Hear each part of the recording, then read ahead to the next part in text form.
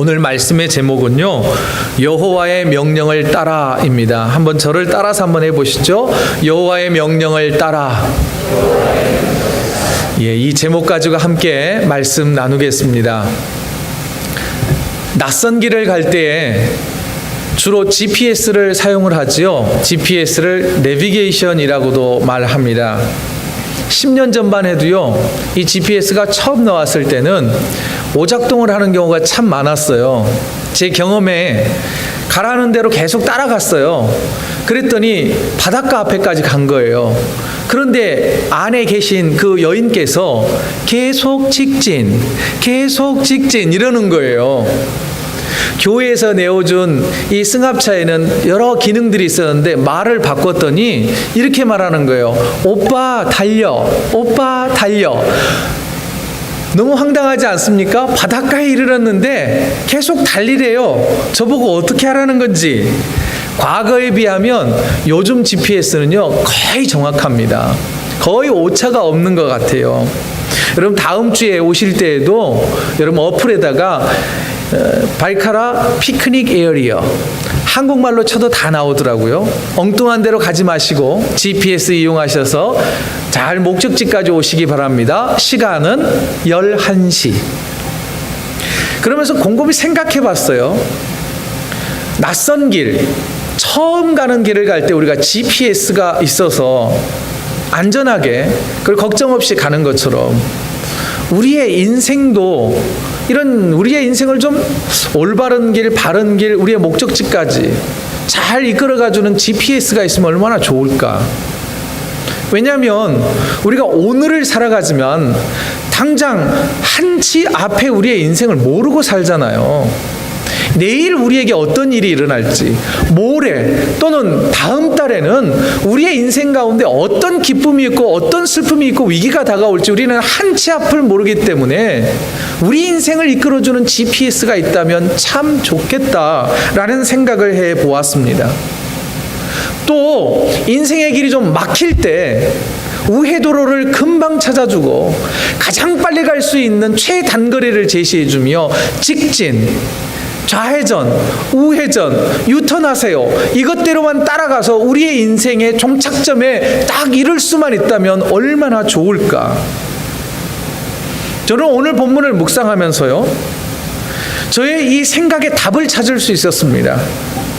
저와 여러분들의 인생길을 걸어갈 때 한 번도 가보지 않은 미지의 세계인 우리의 인생의 길을 걸어갈 때에 가장 안전하고 가장 평안한 GPS처럼 우리를 인도해 주시는 분이 있다는 것을 깨달았습니다.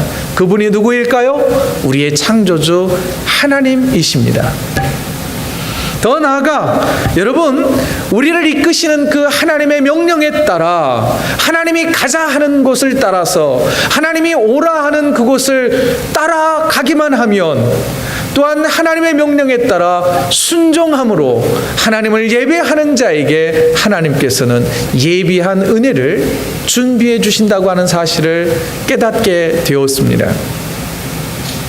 그런데 이런 신앙을 우리가 깨닫기까지, 우리의 인생을 드라이브해가는 분이 하나님이요 성령 하나님이시라는 것을 깨닫기 전까지는 우리는 저마다 가치 있는 것에 의해서 끌려다닙니다. 팀 켈러라고 하는 목사님이 내가 만든 신이라고 하는 책에서 과연 우리를 드라이브해가는 것들이 무엇일까, 우리가 가치 있게 생각하는 그것을 쫓아서 그것을 따라서 사는 삶이 무엇일까를 6가지로 이야기를 해주었어요. 첫 번째는 자녀에 끌려 산답니다. 자녀가 하나님의 자리를 대신한다는 거예요. 성경의 인물 가운데 아브라함이 그랬죠. 또 사랑의 노예로 살아갑니다. 야곱이 그랬어요. 라헬을 아내로 맡기까지 얼마나 열정적으로 살아갑니까? 또 삭개오를 보십시오. 돈이 그의 인생을 드라이브해 갑니다. 돈을 쫓아서 살아가요. 돈이 GPS가 되어서 살아가는 인생을 살지 말아야 한다는 것이죠. 성공, 일 또는 권력. 6번째는요, 요나서를 묵상하게 합니다. 당시의 문화와 하나님의 구원하심의 신학과 자신의 신학이 충돌하는 거예요. 하나님은 이방인도 구원하시기를 원하는데 요나는 그게 싫은 거예요. 그래서 하나님을 반하여서 도망가다가 물고기 뱃속에 빠져서 어쩔 수 없이 니느웨에 가서 복음을 전하는 그 종교마저도, 하나님을 믿는다는 신앙마저도 다른 신처럼 섬기는 요나의 모습이 우리의 모습은 아닐까요? 그러면 이런 것들, 자녀와 사람과 돈과 성공과 권력과 문화에 이끌려 사는 것이 아니라 하나님께서 우리의 삶을 이끌어 가시도록 할 수는 없을까요? 오늘 본문의 이스라엘 백성들은요, 하나님의 은혜로 400년 넘는 이집트에서의 노예 생활을 마감하고 이제 하나님께서 가나안 땅, 축복의 땅을 향하여서 발걸음을 떼기 시작을 했습니다. 지도를 보시면요, 첫 번째 라암셋이라고 하는 곳에서 출발을 했습니다. 그리고 숫곳이라고 하는 것을 거쳐서 비하히롯 앞에 다다랐습니다. 비하히롯은 바로 홍해바다가 있는 곳이었습니다. 넘실거리는 바닷가가 있었고 뒤에는 애굽의 군대가, 바로 왕의 군대가 쫓아왔습니다. 이러지도 저러지도 못하는 상황 가운데서 하나님께서는 홍해바다를 쩍하니 갈라서 마른 땅으로 건너가게 하는 기적을 베풀어 주셨고, 뒤따르는 애굽 군대들을 다 일거에 제거해 주시는 기적을 경험하게 하셨습니다.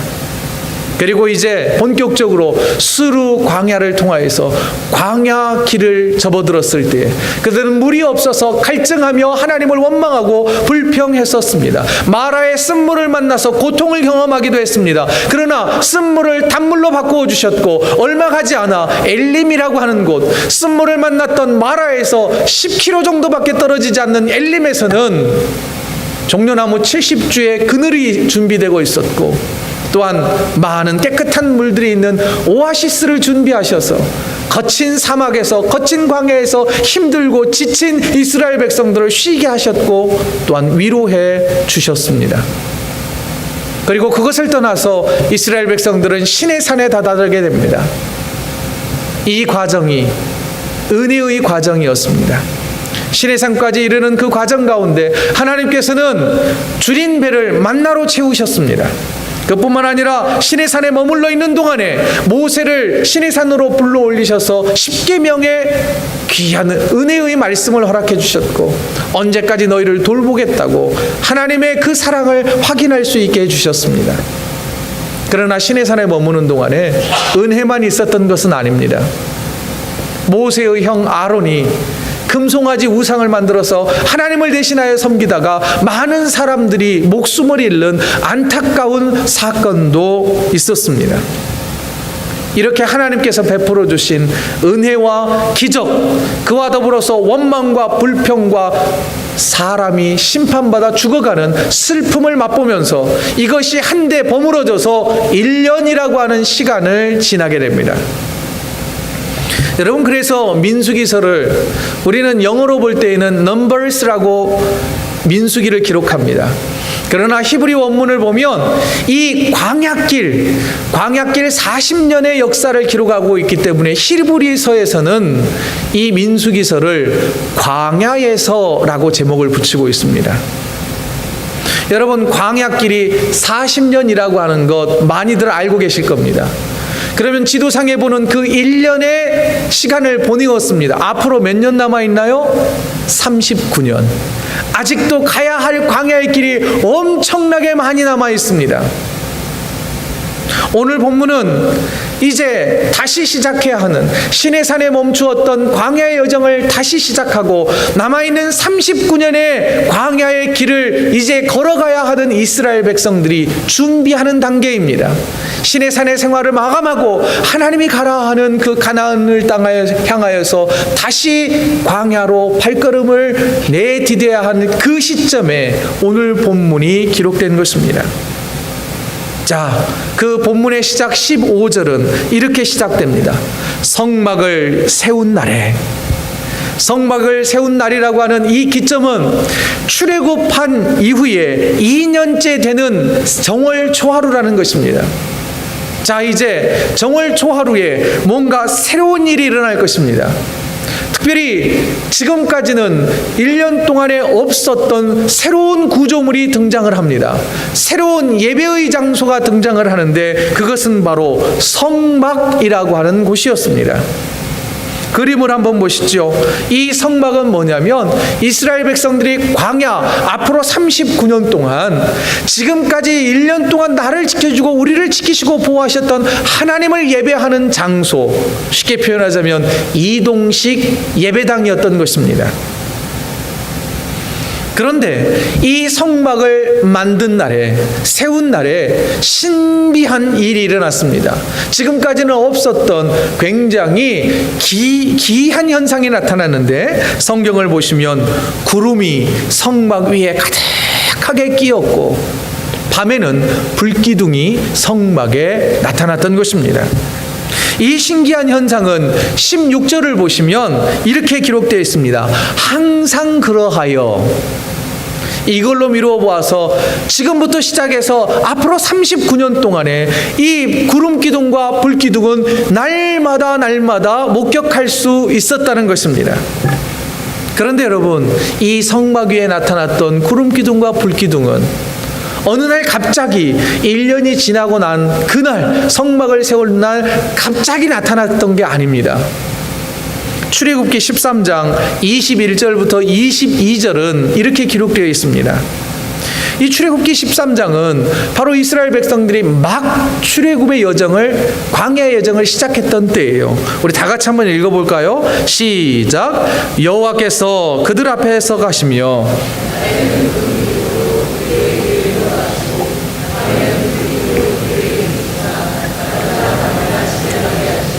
낮에는 구름기둥, 밤에는 불기둥이 백성 앞에서 떠나지 아니하니라. 이스라엘 백성들의 지금 애굽을 떠날 때부터 이 구름기둥과 불기둥은 날마다 이스라엘 백성들과 함께 했던 것입니다. 그리고 보십시오. 21절을 보면 여호와께서 그들 앞에 가시며, 그리고 22절 후반절은 백성 앞에서 떠나지 아니하니라. 여러분, 이 구름 기둥과 불 기둥은 뭔지 아세요? 하나님이신 거예요. 하나님. 하나님의 현현이라는 단어가 있습니다. 하나님의 모습이 나타난 거예요. 하나님을 직접 보여주실 수는 없지만 구름 기둥과 불 기둥을 통하여 내가 지금 너희와 함께 이 광야길을 걸어가고 있다. Follow me. 나 따라와라. 내가 앞서갈 거니 내 뒤를 따라오라. 그러면 안전할 거다. 먹을 것 걱정하지 마라. 마실 것 걱정하지 마라. 나를 따라오라 라고 하는 하나님의 음성이요, 하나님의 모습이었던 것입니다. 다시 본문 15절을 보십시오. 하나님의 임재와 동행하심을 상징적으로 보여주는 그 구름 기둥과 불 기둥이 어디 위에 나타났습니까? 성막 위에 나타났다는 거예요. 15절에 성막이라고 하는 단어가 무려 5번 등장합니다. 4번이군요. 4번이 등장해요. 그리고 오늘 우리가 읽었던 이 본문 전체에서는 9번 성막이라고 하는 단어가 반복적으로 등장을 합니다. 히브리어에는 최상급이 없답니다. 최상급을 표현하기 위해서는 반복하다는 거예요. 예를 들어 이런 거죠. 내가 진실로 너희에게 이르노니. 내가 정말로 중요하단 말이죠. 그리고 또 전도서를 보면 내가 헛되고 헛되며 헛되고 헛되니 이런 말이 나와요. 정말 헛되다는 거예요. 저 세품교회 김시동 목사님이 마사이족 선교를 하셨는데 마사이족 언어에도 최상급이 없대요. 그래서 더우면 이런다는 거예요. 덥다. 그러면 정말 더운 거래요. 바로 이런 거예요. 여러분, 왜 15절에 무려 성막이라고 하는 단어를 4번 강조했을까요? 그것은 성막이라고 하는 이 장소와 이 성막이라는 곳을 해야 할 우리의 삶의 태도와 목적이 그만큼 중요하기 때문인 거예요. 여러분, 성막이 중요한 이유는 이동식 예배 공간이라 그랬잖아요. 자, 다시 지도를 보십시오. 람셋에서 출발해서 시내산까지 1년 동안에는 하나님을 예배할 수 있는 예배 공간은 없었습니다. 그들이 스스로 시간을 정하고 때를 정하고 장소를 정해서 하나님을 예배했단 말이에요. 그러나 이제 시내산에서 출발해서 가나안 땅에 이를 때까지 39년 동안은 어디에서 예배하는 거예요? 구별된 장소인 성막에서 예배하는 것입니다. 그런데 이 예배 장소인 성막이 한 곳에 머물러 있나요? 이동하나요? 이동하는 겁니다. 이 말은 무엇이냐면 바로 우리의 삶이 하나님을 따라가는 거라면 바로 우리가 가는 곳마다 예배하는 것이 하나님을 따라 사는 증거다라고 하는 것을 우리에게 말해주고 있습니다. 사랑하는 성도 여러분, 우리가 고단한 인생길을 살아갑니다. 물론 행복할 때도 있죠. 그러나 대부분 고단한 것이 더 많은 것 같습니다. 그때 하나님의 돌보심과 은혜 없이는 참 버텨내기 힘들 때가 많습니다. 그것을 기대한다면 기억하십시오. 예배의 자리를 사모하시기 바랍니다. 성막이 이동식 예배 공간이었던 것처럼 우리가 가는 곳이, 우리가 머무는 곳이 예배의 자리가 되어야 한다는 것입니다. 여러분, 성경은 우리에게 이렇게 말합니다. 너희가 하나님의 성전인 것을 알지 못하느냐. 사도 바울은 우리가 곧 교회래요. 우리가 머무는 곳이 예배의 처소가 되어야 할 줄로 믿습니다. 그때의 하나님의 돌보심, 우리가 예배할 때에 하나님의 돌보심을 경험할 수 있게 될 줄로 압니다. 자, 이제 이스라엘 백성들은 아직은 시내산에서 출발하지 않았어요. 이스라엘 백성들이 시내산을 떠나서 39년의 여정을 시작하는 것은 10장에 나옵니다. 민수기 10장에 나와요. 자, 이제 본격적인 행진을 시작하기 전에 이스라엘 백성들이 알아야 할 게 있어요.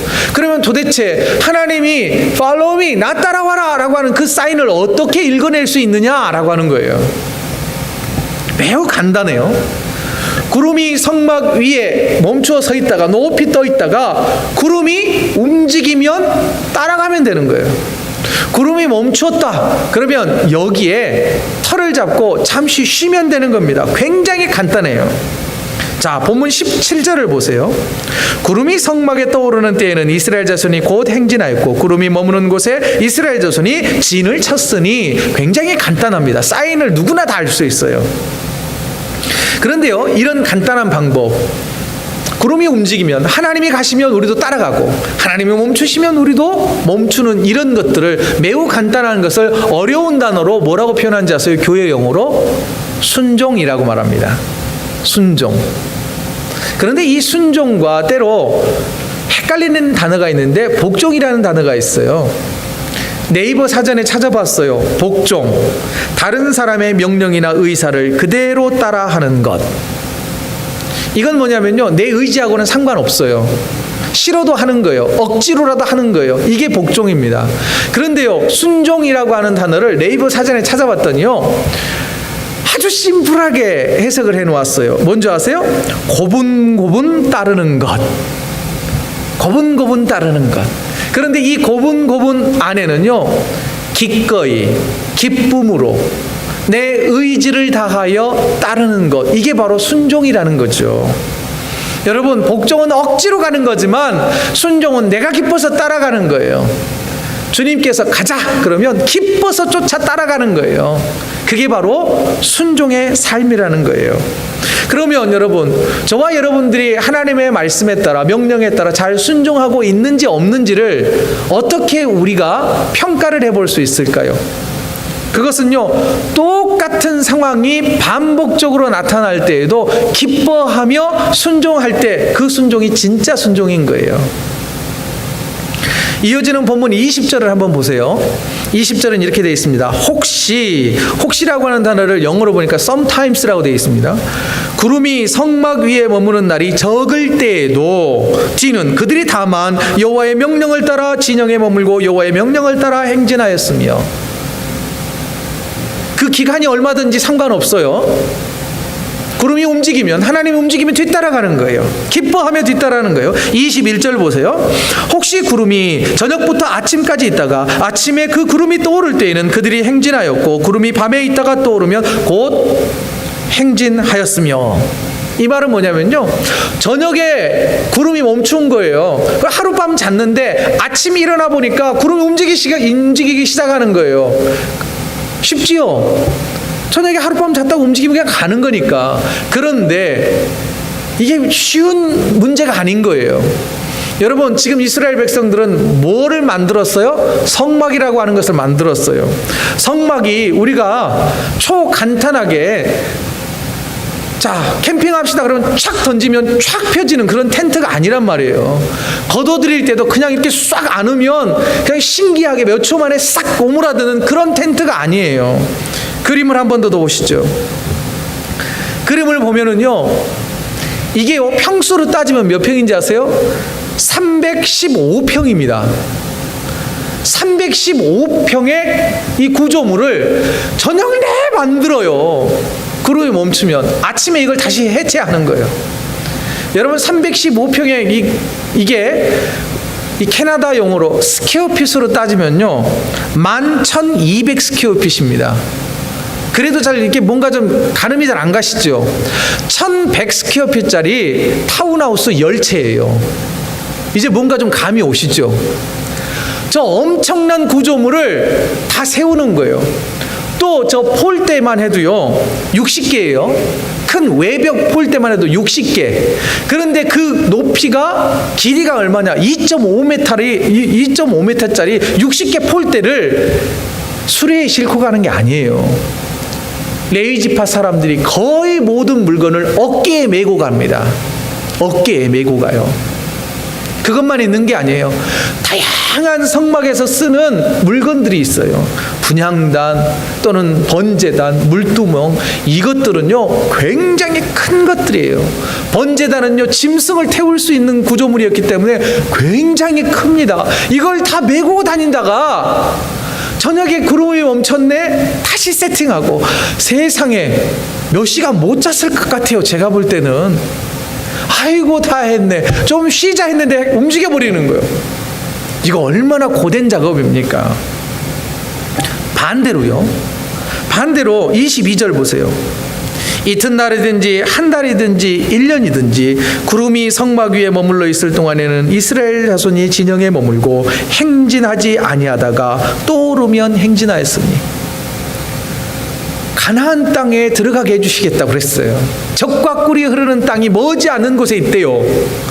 그런데 가야지. 빨리 이 거칠고 척박한 모래바람이 부는 광야를 빨리 벗어나고 싶은데 이틀이든지 한 달이든지 1년이든지 언제예요 도대체? 이 기다림의 답답함 아마 우리 성도 여러분들의 삶이지 않을까 싶습니다. 서류 보냈으면 좀 빨리빨리 연락을 줘야지. 뭐 얼마 걸린다며 그랬으면 좀 그때 좀 되면 얼마나 좋아요. 아무 소식도 없고 물어보면 기다리래. 참 답답하지요. 별 수 없습니다. 구름이 움직이기 전까지는 기다릴 수밖에 없었어요. 이 막연한 기다림 속에서, 그런데 우리가 기억하셔야 될 건 뭔지 아세요? 구름이 떠오르지는 않았지만 구름이 항상 곁에 있었다는 거예요. 특별한 징조는 나타나지 않았지만 하나님이 내 곁에 계셨다는 거예요. 이것을 우리는 잃어버릴 때가 너무나 많다는 거예요. 조금 전에 우리가 봉헌하며 우리가 찬양 불렀지요. 찬송가 545장 1절 가사는 이렇게 시작돼요. 이 눈에 아무 증거 아니 배어도 믿음만을 가지고서 늘 걸으며 구름이 높이 솟아오르지 않아도 주님이 내 곁에 계신다는 것을 나는 믿습니다. 그리고 나는 믿음의 길을 계속 걸어가겠습니다 라고 결단하는 거예요. 계속 이어지는 가사는 이 귀에 아무 소리 아니 들려도 하나님의 약속 위에 서리라. 10장 민수기 10장을 보면은요 드디어 이스라엘 백성들이 행진을 시작하는데 행진에 앞서서 은나팔 소리가 들립니다. 뿌 하고 나팔 소리가 불자 행진이 시작되는 거예요. 그 소리가 안 들리는 거예요. 빨리 드렸으면 좋겠는데, 그러나 그 소리가 안 들려도 주님이 내 곁에 계시기 때문에 나는 하나님의 약속을 믿습니다. 가나안 땅에 들어가게 하시겠다고, 젖과 꿀이 흐르게 흐르는 그 땅을 나에게 주실 거라고 하는 약속을 믿습니다. 그러면서 우리는 찬양합니다. 고백합니다. 이 고백이 우리의 고백이 되었으면 좋겠습니다. 걸어가세 믿음 위에 서서, 나가세 나가세 의심 버리고, 걸어가세 믿음 위에 서서, 눈과 귀에 아무 증거 없어도. 아멘입니까? 예, 그렇습니다. 아무 증거가 안 보여도, 기적이 나타나지 않아도 하나님은 우리 곁에 계신다는 것을 항상 기억하시면서 묵묵히 순종의 길, 기도하는 그 삶, 예배하는 삶을 살아내는 저와 여러분이 되어야 할 것입니다. 한 걸음 더 나아가서요, 보이지는 않지만 보이는 분이 계시다는 거예요. 어떻게 해야만 보일 수 있냐면, 우리의 영안의 눈이 뜨일 때만 내 곁에 계시는 성령 하나님을 볼 수 있게 됩니다. 부활하신 예수님께서 40일 동안 제자들과 성도들과 함께 계시다가 하늘에 오르시면서 말씀하셨어요. 몇 날이 못 되어 성령이 너희에게 임할 것이다. 성령이 오시면 너희를 위로할 것이고, 내가 너희에게 가르친 것들을 생각나게 할 것이며, 하나님이 어떤 분이신지를 가르쳐 주실 것이고, 또한 여러 가지 은사를 경험하게 해주실 거다. 그러니 예루살렘을 떠나지 말고 머물러 있으라. 믿음의 자리를 지키라는 거죠. 그 말씀이 있고 난 지 얼마 지나지 않아, 일주일여가 지난 다음에 마가의 다락방에 모여서 기도하던 120명의 성도들에게 성령이 임하셨습니다. 그 성령의 모습이 어떻게 나타나느냐면, 사도행전 2장 3절부터 4절이에요. 같이 읽습니다. 시작. 마치 불의 혀처럼 갈라지는 것들이 그들에게 보여 각 사람 위에 하나씩 임하였더니, 그들이 다 성령의 충만함을 받고 성령이 말하게 하심을 따라 다른 언어들로 말하기를 시작하니라. 마치 불의 혀처럼 갈라지는 것이 그들에게 나타났대요. 그게 뭘까요? 성막에 나타났던, 이스라엘 백성들이 성막 만든 그 첫날에 불이 임하였던 그 성령의 불이 마가의 다락방에 나타났다는 거 아닙니까? 그러면 여러분, 저 구약 성경에 성막 위에 나타났던 그 불기둥은 마가의 다락방에 나타났던 그 불기둥과 같은 걸까요? 다른 걸까요? 같은 거예요. 바로 성령 하나님의 임재가 기도하는 자들에게, 예배하는 자들에게, 간구하는 자들에게 나타났다는 거예요. 구약시대부터 신약시대에 이르기까지, 그리고 오늘날 우리가 살아가는 이 인생의 고단한 인생길을 걸어갈 때 우리 곁에 계시는 성령 하나님이 계신다는 거예요. 그러나 우리가 못 볼 때가 있어요. 왜? 믿음의 눈이 열리지 않으면, 영안의 눈이 띄어지지 않으면 못 본다는 거예요. 그러므로 성도 여러분, 성령 하나님이 항상 계시지만 보지 못하는 안타까움이 없기를 바랍니다. 느낄 수 있어요. 성령님은 느낄 수 있습니다. 만질 수도 있고 만날 수도 있다고 말해요. 여러분, 성령께서 우리 가운데 오셔서 어떤 역사를 베풀어 주시느냐면요, 연약한 육체를 고쳐주세요. 또한 영적인 문제도 해결해 주시고요, 관계도 회복하게 하신단 말입니다. 성령의 역사는요, 오늘날 저와 여러분의 삶 가운데도 분명하게 나타날 수 있습니다. 아니, 나타납니다. 그 은혜를 기대하시기 바랍니다. 그리고 오늘 본문 16절을 보시죠. 저는 오늘 본문 16절에 항상 그러하여 라고 하는 이 단어 가운데 항상이라고 하는 이 단어를 좀 집중했으면 좋겠습니다. 성막에 나타나셨던 그 하나님, 마가의 다락방에 나타나셨던 하나님은 저와 여러분의 삶 가운데도 항상 함께 계십니다. 우리 인생 여정 끝나는 날까지 나 따라오렴. 그곳으로 가면 고난의 길이야. 그곳으로 가면 영혼이 실족하는 길이야. 우리를 채찍하고 우리를 이끌어 주시는 하나님의 돌보심이 항상 함께 있음을 기억하셔서 주님 뒤따라가 예배의 삶, 기도의 삶, 순종의 삶을 살아 우리를 이끄시는 하나님의 축복 가운데 살아가는 저와 여러분의 한 주간의 삶이 되시기를 주의 이름으로 축원드립니다. 이 시간 우리